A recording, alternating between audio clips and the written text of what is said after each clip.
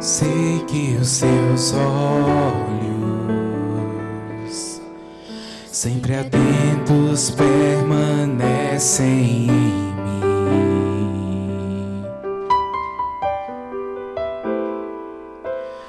e os seus ouvidos estão sensíveis para ouvir teu clamor. Posso até chorar, mas a alegria vem de manhã. És Deus e perto, e não de longe. Nunca mudaste, tu és fiel.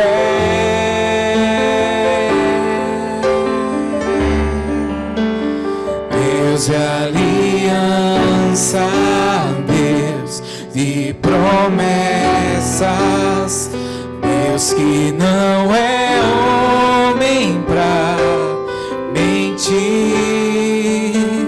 Tudo pode passar, tudo pode mudar, mas sua palavra vai se cumprir.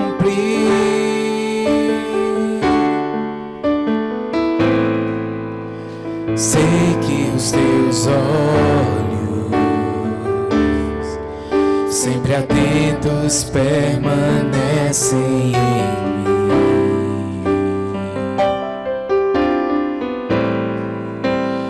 e os seus ouvidos são sensíveis para ouvir teu clamor. Posso até chorar, mas a alegria vem de manhã.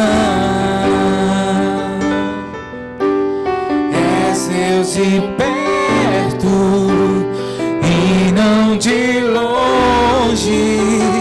Nunca buscaste, tu és fiel.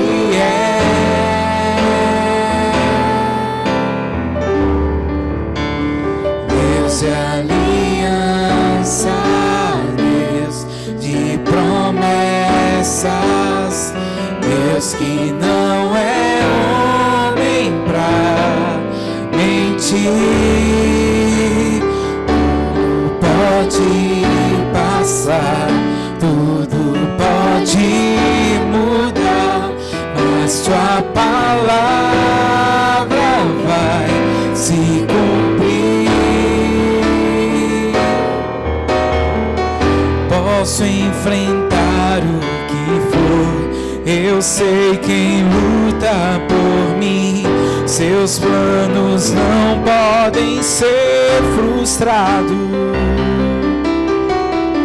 Minha esperança está nas mãos do grande eu sou.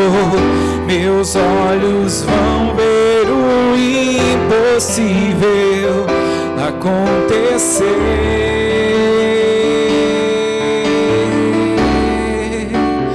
Deus é aliança, Deus de promessas, Deus que não é homem pra mentir. Tudo pode passar, tudo pode mudar, mas tua palavra vai se cumprir.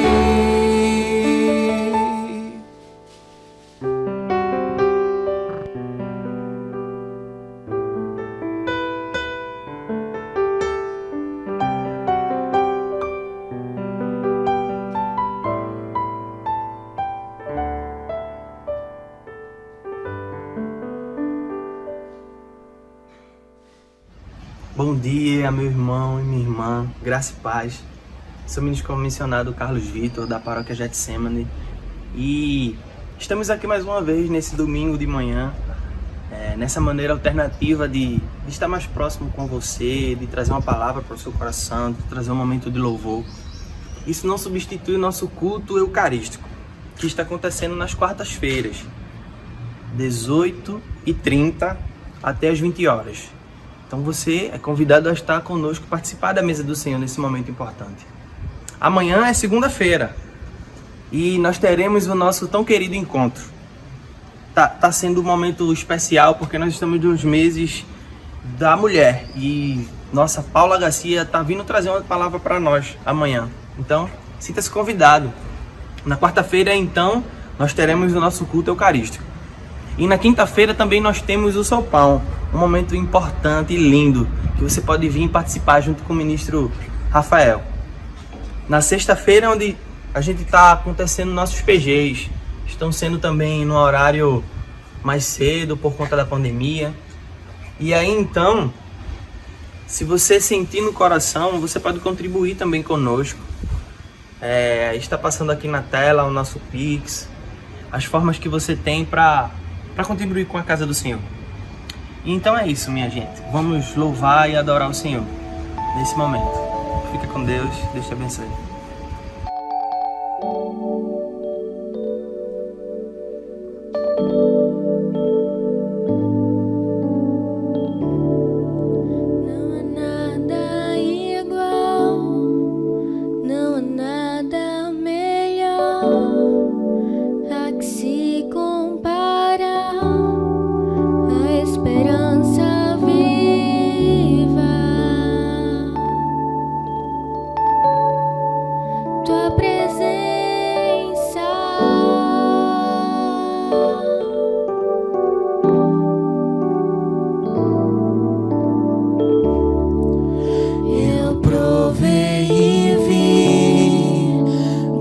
Doce amor que liberta o meu ser e a vergonha desfaz. Tua presença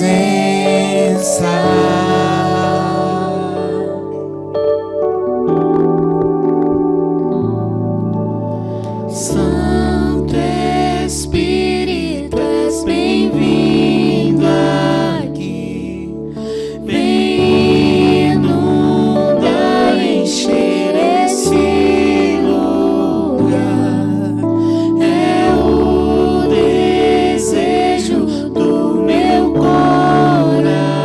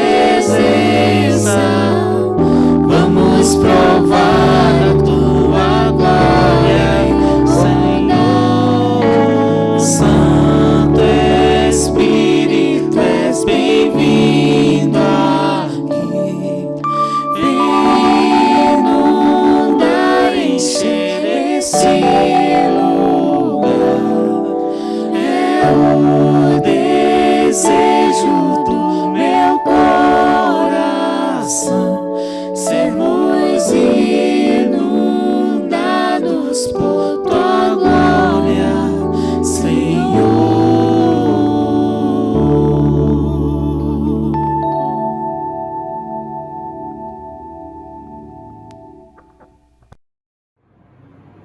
Bom dia, meu irmão, minha irmã, paz de Cristo para você. Estamos aqui mais um domingo reunidos para trazer uma palavra de Deus para o seu coração. Isso não é de forma alguma uma tentativa de substituir o nosso culto eucarístico, mas é uma maneira que nós encontramos de nos mantermos alimentados da palavra de Deus nessa manhã tão bonita, que você possa hoje receber algo precioso do Senhor para o seu coração. Quero compartilhar com você algo que está no Evangelho de Lucas, capítulo 18, versos de 1 a 8. É uma parábola muito conhecida. Acompanhe, abra sua Bíblia, mantenha-a aberta para que você possa florear e mergulhar em algumas verdades que iremos extrair dessa palavra essa manhã. Amém? Disse-lhe Jesus uma parábola sobre o dever de orar sempre e nunca esmorecer. Havia em certa cidade um juiz que não temia a Deus, nem respeitava homem algum. Havia também naquela mesma cidade uma viúva que vinha ter com ele, dizendo: julga minha causa contra o meu adversário. Ele, por algum tempo, não a quis atender, mas depois disse consigo: bem que eu não temo a Deus, nem respeito a homem algum. Todavia, como esta viúva me importuna, julgarei a sua causa, para não suceder que por fim venha a molestar-me. Então disse o Senhor: considerai no que diz esse juiz iníquo. Não fará Deus justiça aos seus escolhidos, que a Ele clamam dia e noite, embora pareça demorado em defendê-los? Digo-vos que, depressa, lhes fará justiça. Contudo, quando vier o Filho do Homem, achará porventura fé na terra? Esse é o Evangelho do Senhor, louvado sejas, ó Cristo. Feche seus olhos, vamos orar. Pai, em nome de Jesus, nós queremos te agradecer por essa palavra, por esse momento, Senhor Deus. Que tu possa ministrar ao nosso coração verdades extraordinárias, que possamos hoje ser transformados pelo poder da tua palavra, e que a palavra das minhas bocas e o meditar no meu coração sejam agradáveis perante a tua face, ó Senhor, rocha minha e redentor meu. Amém. Bem, Jesus ele não só nos incentiva a orar, como ele próprio é o grande exemplo. As palavras de um mestre ganham força por sabermos que aquele que está nos ensinando pratica aquilo. E é isso que Jesus está nos ensinando aqui, uma vida de oração. Ele passa a ensinar por parábolas aqueles que têm entendimento, eu e você que temos o Espírito Santo. Ele diz assim: aquele que tem a mais será dado, e aquele que não tem, até o que tem lhe será tirado. Está falando do entendimento, e por isso ele ensina em parábolas. Mas por que Jesus está ensinando em parábolas? Vamos entender o contexto dessa situação. Jesus ele estava subindo para Jerusalém, a caminho da Páscoa, rumo à entrega sacrificial na cruz, e uma grande multidão o seguia, os seus discípulos e também judeus e tementes a Deus que estavam seguindo para celebrar a Páscoa. Jesus então ele está passando na divisa entre Samaria e Galileia. Ali é como se fosse um ato profético, ele estava trazendo divisão e também ao mesmo tempo convergindo, unindo, chamando pecadores ao arrependimento. Ele se depara ali com 10 leprosos, esses 10 leprosos clamam pela piedade de Jesus, ele para, ele ouve e ele manda se apresentar ao sacerdote, e no meio do caminho aqueles leprosos são curados, apenas um retorna quando percebe que está purificado. E quando ele encontra Jesus, ele adora, se prostra no chão, e Jesus questiona: ué, não eram 10 só? Cadê os outros 9? Apenas esse estrangeiro, samaritano, voltou para dar glória a Deus? E é uma dura repreensão aos próprios povo que não reconhece o Senhor como Messias, e ele fala para aquele leproso: levanta-te e vai, tua fé te salvou. E tem algo muito precioso nessas palavras que Jesus fala: levanta-te. Ele está simbolizando que aquele aquele leproso curado, agora ele ressuscitou. O levanta-te tem algo relacionado ao Filho do Homem ser levantado. Então aquele leproso, ele ganhou uma nova vida, e quando ele diz tua fé te salvou, a palavra é sozo, foi uma cura total, libertação total, uma salvação que ele recebe. E diante dessa maravilha, dessa palavra pronunciada, os fariseus questionam Jesus sobre a vinda do reino. Eles dizem: Senhor, quando é que vai vir o teu reino? E ele começa a ensinar aos fariseus e aos seus discípulos sobre a vinda do reino. E ele fala assim: olha, o reino de Deus não é visível, não vai ser daquele jeito, ele está ali ou ele está acolá, mas o reino de Deus já chegou e está entre vocês. Em outra versão ele diz: está dentro de vocês. E ele está dizendo: já chegou porque eu estou aqui, o rei está aqui, mas ele não veio na sua totalidade, ainda vai vir. E ele está ensinando sobre a sua segunda vinda, e ele começa a dirigir aos seus discípulos dizendo: olha, vai vir um tempo em que vocês desejarão ver o Filho do Homem, mas ele não vai estar mais com vocês, porque necessita dele padecer por muitas coisas, então ele vai morrer. Mas quando o Filho do Homem voltar na sua glória, vai ser como um relâmpago, e que do Oriente ao Ocidente todos o verão. Então, ele diz que no tempo da vida do Filho do Homem será como no tempo de Noé, como no tempo de Ló. E ele profere aquelas palavras tão preciosas, que ele diz: aquele que quiser ganhar a vida, perdê-la-á, e aquele que perder a sua vida, salvará. E aí então ele continua com a parábola. Essa parábola do juiz injusto, da viúva pobre, faz parte do ensino da vinda de Jesus, do retorno de Jesus.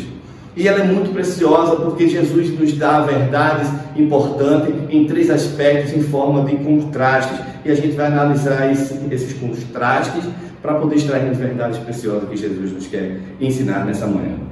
O primeiro ponto que Jesus traz aqui, um grande contraste, está logo no versículo 1. Essa parábola é o dever de orar sempre e nunca esmorecer. Nós temos aqui o fim e o objetivo da parábola, que é um contraste entre 2 provérbios: sempre e nunca. Nós devemos orar sempre, para nunca desanimar, ou esmorecer, ou desfalecer. Ou seja, o que Jesus está dizendo é que a oração perseverante é um dever de nós, dos cristãos, e que também é um antídoto para não desanimarmos. Nós precisamos orar, ou sem oração nós iremos desfalecer, nós iremos ficar à beira do caminho, nós não desfrutaremos das bênçãos e da promessa que o Senhor tem para nós nessa caminhada. Nós precisamos orar sempre. O que é orar sempre? O que Jesus quer dizer com orar sempre? Certamente ele não está dizendo que orar sempre é você passar 24 horas repetindo oração, repetindo reza. Ao contrário, ele condenou essa prática. Mas ele diz que orar sempre é termos um espírito de oração. Não é apenas a ação de orar, mas um estado de espírito em que constantemente nós devemos estar dispostos e prontos a orar ao Pai. Não perdemos a sensibilidade e a conexão do nosso dia a dia de que Ele está perto de nós. Isso é ter o espírito de oração. Nós precisamos ter uma vida de devoção a Deus. Orar sempre é uma vida de devoção a Deus. Se nós falharmos na nossa devoção a Deus, nós falharemos em tudo mais na nossa vida. A devoção a Deus requer de nós preencher nossa mente e coração com Deus, com Jesus, de sermos cheios do Espírito Santo. Quando assim estamos, assim nós temos uma vida de devoção. E a palavra nos diz que a boca fala do que o coração está cheio. Então, quanto mais você se encher de Jesus e da sua palavra, mais você falará e exaltará o nome dele. E a sua vida e suas palavras serão uma vida que reflete uma devoção ao Senhor. Ele deve estar em primeiro lugar, ele deve ser o rei do seu coração. Por consequente, orar sempre significa que nós precisamos perseverar. E esse é o sentido, o ensino primordial dessa parábola. Devemos orar sempre. De quê? De que forma? Uma forma frequente. Você precisa, eu e você, termos um tempo destinado à oração com o Senhor. Nós precisamos nos recolher a um tempo de solitude para uma prática de oração. E esse tempo você não pode abrir mão. É um tempo precioso. Você precisa oferecer uma parte do seu dia com uma disciplina de oração. E vários homens da Bíblia nos ensinam isso. Se vemos, Davi, em Salmo 55, 17, ele orava à tarde, pela manhã e ao meio-dia. Daniel, o profeta Daniel, orava 3 vezes ao dia, de manhã, ao meio-dia e à tarde. Tiago, irmão de Jesus, ele era conhecido como Tiago, joelho de camelo, de tanto que ele orava. John Wesley, um grande homem de Deus, eu gosto muito dos seus livros, dos seus comentários. Quando ele faleceu, foram à casa dele, e no quarto dele descobriram um buraco no chão, formado de tanto que ele orou, formado pelos seus joelhos. Ou seja, Jesus está dizendo que a nossa vida deve ser uma totalidade de oração, em todos os aspectos. Não basta apenas a ação da oração, mas temos o estado de espírito de oração e temos também o tempo destinado à oração. Por segundo, nós vemos o segundo contraste aqui dessa parábola, entre um juiz, um filho escolhido e a viúva. O Senhor Jesus não está dizendo que a gente é igual àquela viúva, pelo contrário, nós somos escolhidos. E a oração não é um pedido de um desconhecido a um juiz iníquo. E vamos ver que contrastes são esses, dessa viúva e os seus escolhidos. A viúva, inicialmente, tinha que quebrar 3 barreiras.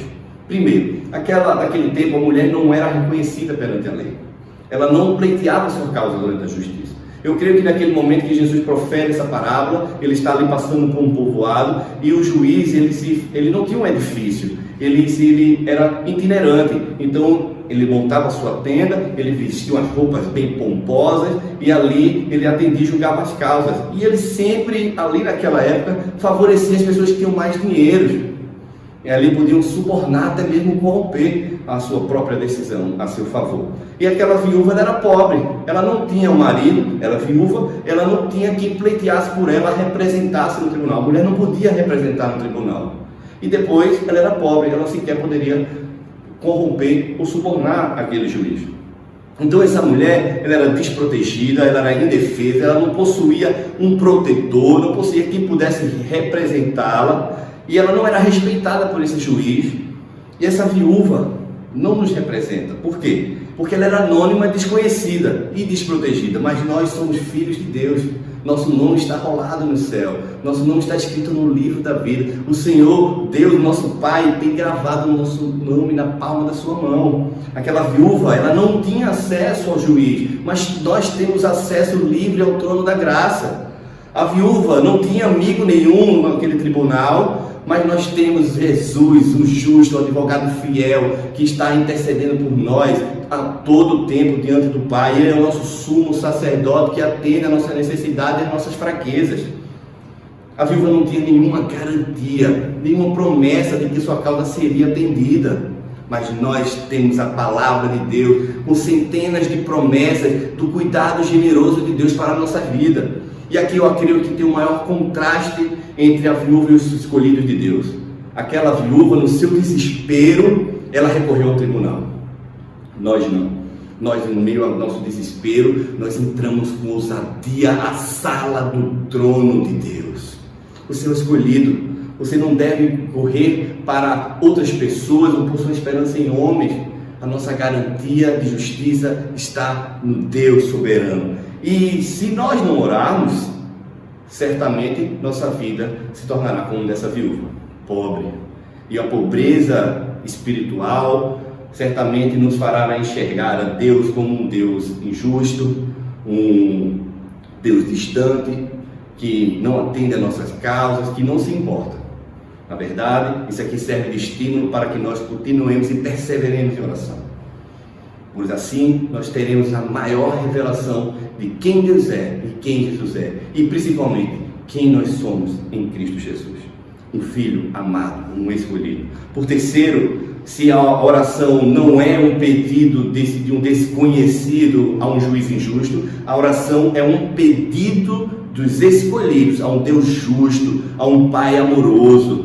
Nós vemos aqui um claro contraste entre o juiz e Deus. O juiz era um homem mau, arrogante, egoísta, ele não teme a Deus, não respeita os homens, ele era um homem desprezível, ele sequer tinha amor pela própria justiça, ao qual ele deveria estar imbuído de cumprir. Sentimentos de ternura ou de compaixão eram completamente desconhecidos por ele, e ele só atendeu a viúva por medo da importunação e para se ver livre dela. Até mesmo a fazer justiça, ele o fez por amor a si mesmo, e não por senso de justiça ou amor a ela. Mas Deus não é assim. Deus é o nosso Pai Celestial, Ele é o Pai das misericórdias, o Deus de toda consolação, que nos consola em todas as nossas tribulações. Ele faz justiça por nós, e Ele responde às nossas orações, porque Ele nos ama, Ele se deleita. Quando nós o importunamos, o Senhor, Ele não se incomoda, pelo contrário, a nossa persistência soa como música aos seus ouvidos, Ele se deleita. O teólogo Davi Neal, ele diz assim, que se entendermos Deus como um Pai amoroso, ao invés de um juiz injusto e severo, certamente nós nos aproximaremos com confiança a Deus em oração. Olha, meu irmão, tem uma verdade para você. Você é escolhido de Deus. E se Deus te escolheu, Ele fez isso desde a eternidade. E se Ele te escolheu, Ele te atraiu com cordas de amor. E Ele não só começou a boa obra na sua vida, mas Ele irá completá-la até o dia de Cristo Jesus, o nosso Senhor. E o poder triunfante dessa parábola está na promessa de que Ele fará a justiça e sem demora aos que clamam a Ele de dia e de noite. Portanto, meu irmão, tenha uma certeza, no tempo de Deus, Ele fará justiça em sua vida, desde que você não desanime e persevere em oração. E no final dessa parábola, Jesus traz uma pergunta muito intrigante. Ele chega assim e fala: quando o Filho do Homem vier, encontrará fé na terra? Como nós falamos, essa parábola faz parte do ensino da vinda do Senhor Jesus. Então aqui ele está fazendo uma alusão ao tempo de Noé. E ao tempo de Noé era marcado por povos que se casavam, se davam em casamento e que não queriam chover. Jesus está dizendo que a vinda do Filho do Homem será marcada por um povo que irá esfriar em oração. Quando Noé entrou na arca, naquele dilúvio, apenas 8 pessoas foram salvas. O Senhor Jesus está dizendo que não muitos serão salvos quando Ele vier. Ele disse que naquele tempo o amor de muitos esfriarão. E essa pergunta, ela não é apenas uma pergunta de especulação, mas é uma pergunta de autoexame. Responda você mesmo. Quando o Senhor Jesus voltar, Ele achará fé na terra? Que você possa ter uma convicção no seu coração e entrar em perseverança. O Senhor nos mostra que há um tempo entre atender o pedido da oração e que isso seja realizado. E é nesse tempo de espera que nós precisamos nos preparar. É isso que Ele está dizendo. É uma grande pergunta, fica no ar. Olha, Ele é capaz de fazer, Ele vai fazer, mas e você? É capaz de crer? É capaz de viver uma vida preparando para o dia, para o glorioso dia da vinda de Jesus? O que eu quero dizer é o seguinte, meu irmão: existe um tempo entre o pedido inicial da viúva e até o seu cumprimento. Houve esse tempo, houve um período, e Jesus está dizendo: ó, nesse período em que eu vou voltar, você deve permanecer em oração. Hoje deve fazer muito mais sentido para nós do que naquele tempo em que Jesus estava proferindo essa parábola. Porque hoje faz 2000 anos que nós estamos aguardando o retorno do Senhor Jesus. E o grande problema de Jesus, que Ele já vislumbrava profeticamente, é que nós não sabemos esperar. Quanto mais o tempo vai passando, nós desanimamos, nós deixamos de pedir aquilo que víamos insistentemente pedindo. Nós desfalecemos, nós desacreditamos. E o Senhor Jesus está dizendo: não pare, não desfaleça, porque eu vou vir, eu vou voltar na minha glória. Será que eu vou encontrar você pronto, em fé, me aguardando? Essa grande lição que a parábola nos diz. Se alguém como juiz iníquo, injusto, mau, é capaz de atender a um pedido simplesmente por ser incomodado pela sua persistência, quanto mais Deus fará diante da perseverança dos seus filhos que esperam por Ele. E esperar em Deus é o nosso grande desafio, principalmente nos nossos dias. Vivemos dias maus, vivemos dias tristes, vivemos por grandes dificuldades, e essa espera, por ser o nosso maior desafio, nós vemos na palavra de Deus que muitos homens, e hoje conhecidos nossos, falharam. Nós vemos Saul, o rei Saul, por não esperar no Senhor, ele agiu precipitadamente, e isso lhe custou o reino. Mas também nós vemos Davi, que mesmo esquecido dos seus pais, de seu irmão rejeitado, ele era fiel, temia o Senhor, esperava no Senhor, e Deus o enxergou, Deus o fez rei, o rei mais conhecido e consagrado de Israel. Eu acho que essa espera que Davi tinha no Senhor fez ele ser um homem segundo o coração de Deus. A atitude de esperar no Senhor nos fará agir de uma maneira completamente diferente do que o mundo vive. E certamente é a postura que Deus nos espera. Para concluir, deixa eu contar um testemunho, algo literal que se enquadra nessa parábola. Na minha casa, atrás da minha casa, tinha um bar. E esse bar tocava música ao vivo. Ele, quando começou a tocar, era apenas no final de semana, no sábado. Eu com minha esposa gostava até das músicas que tocavam, o pessoal cantava muito bem. Só que foi passando o tempo, eles começaram a fazer som ao vivo todos os dias. E não só todos os dias, mas até altas horas da madrugada. Então eu fui ao juizado, eu fui prestar queixa contra a perturbação da paz e fui pelas vias normais de direito. Só que quanto mais eu clamava ao juiz, mais eu interpelava pelo meu pedido, mais se demorava. E ali um juiz que estava por trás dessa causa era amigo do dono do bar e ele não julgava a causa porque preteria ao seu amigo. Até um certo dia, irmão. Até um certo dia Deus tocou o meu coração. E eu falei assim: Senhor, essa minha causa está na tua mão. Eu vou orar a ti, entreguei ao Senhor. Comecei a pedir ao Senhor para que fizesse a justiça. Meu irmão, esse bar fechou. E todos os outros bares e restaurantes que entram nesse ambiente, nesse lugar, nessa casa, que iniciam fazendo som ao vivo, vão à falência. Porque o Senhor está por trás da minha causa. É a Ele que nós devemos clamar. E não a homem, não a magistrado algum. Outro caso se enquadra perfeitamente no tempo que estamos vivendo.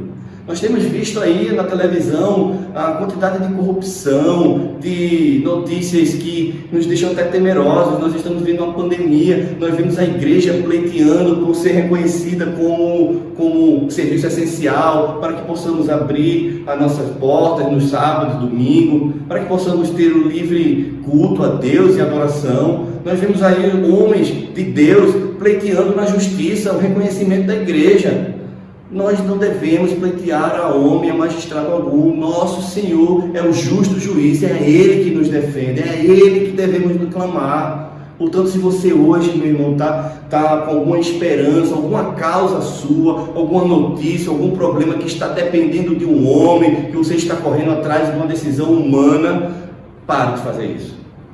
Eu digo que a sua causa é justa, você deve recorrer ao Senhor dos Senhores, o Rei dos Reis. É Ele que fará a justiça, é Ele que fará com que o seu pedido seja atendido. Essa parábola, meu irmão, nada mais é para hoje um pedido de Jesus, uma exortação de Jesus dizendo para nós: não desanime. Não desanime em meio às dificuldades, não desanime em meio às adversidades. Ele está nos ensinando a coisa mais preciosa de uma vida de oração: a persistência. Nós precisamos ser persistentes, não desistir, porque se desistirmos, nós desfaleceremos, nós iremos esmorecer e nós não iremos ser atendidos. Veja que situação nós ficaremos. Então, mesmo que as situações, as circunstâncias ao redor da sua vida gritem ao contrário, não pare, não interrompa a sua comunicação com Deus, ore a Ele sem cessar, porque o Senhor está disposto em lhe ouvir e em atender o seu pedido. Mesmo que pareça demorado, como ele diz na parábola, pode parecer demorado, mas nós precisamos entender que um dia para Deus são como 1000 anos, e 1000 anos é como um dia. Então Ele está no tempo certo, meu irmão. É nós que estamos com precipitação, nós que temos a síndrome do pensamento acelerado, nós queremos tudo para ontem. Mas confia no Senhor, porque Ele se importa com você e Ele fará justiça. Nesse tempo, o Senhor está chamando para confiar nele. Ele fala: confie em mim, continue em oração. E o desafio de esperar está atrelado à nossa confiança ao Senhor. Nós só conseguiremos esperar no Senhor quando confiamos plenamente nele. E confiar nele não quer dizer que é ir à igreja todos os domingos, principalmente agora que estamos impossibilitados, mas é habitar na sua presença. O Salmo 91 diz: aquele que habita no esconderijo do Altíssimo, à sombra do Onipotente descansará. É isso que significa confiar em Deus, é estar debaixo da sua segurança, é estar encostado nele. O diabo estará nos caçando, estará nos rodeando, mas enquanto estivermos à sombra do Onipotente, a única coisa que o diabo virá é a face de Deus. Essa parábola é um poderoso ensino para que não deixemos de orar, não importa as adversidades. A confiança no Senhor agora e sempre é o que Deus espera de nós, é a nossa atitude mais correta. É a atitude de um pai que espera do seu filho confie nele. E confiar no Senhor é ter prazer nele. É confiar no Senhor, é satisfazer com a sua bondade, e é confiar que esse tempo de espera entre o seu pedido e o cumprimento, Ele está lhe preparando. Porque tudo coopera para o bem dos que amam a Deus. Eu concluo aqui com o chamado de Jesus. Jesus lhe chama para confiar nele. Ele não é homem para que minta, e nem é filho do homem para que se esqueça. Então, meu irmão, Salmo 40, se você puder, 1 ao 3, declare ele profeticamente na sua vida. Esperei confiantemente pelo Senhor. Ele se inclinou para mim e me ouviu quando clamei por socorro. Tirou-me de um poço de perdição, de um tremedal de lama. Colocou-me os pés sobre uma rocha e me firmou os passos. E me pôs nos lábios um novo cântico, um hino de louvor ao nosso Deus. Muitos verão essas coisas, temerão e confiarão no Senhor. É nele que está a nossa confiança. Que Deus te abençoe. Feche seus olhos, vamos orar mais uma vez. Pai, em nome de Jesus, nós queremos te agradecer por essa palavra, Senhor Deus, que nos estimula, nos instiga a perseverar em oração. Que possamos, Senhor Deus, mediante as dificuldades que enfrentamos, não deixarmos de esperar em Ti, que possamos continuar perseverando em oração. Nós sabemos, Pai, que essas preciosas verdades de que somos filhos Teus nos encorajam a Te buscar mais intensamente. Nós queremos, Senhor Deus, estar descansado nos Teus braços, debaixo da Tua proteção e ser invadido pela paz, a paz que excede todo entendimento. Muito obrigado, Senhor Deus, porque o Senhor está cuidando de nós. Mesmo que o mundo grite ao contrário, que a gente não esteja entendendo, nós confiamos no Teu amor, na Tua proteção e no Teu cuidado. Nós Te oramos e agradecemos, hoje e sempre, no nome de Jesus. Amém.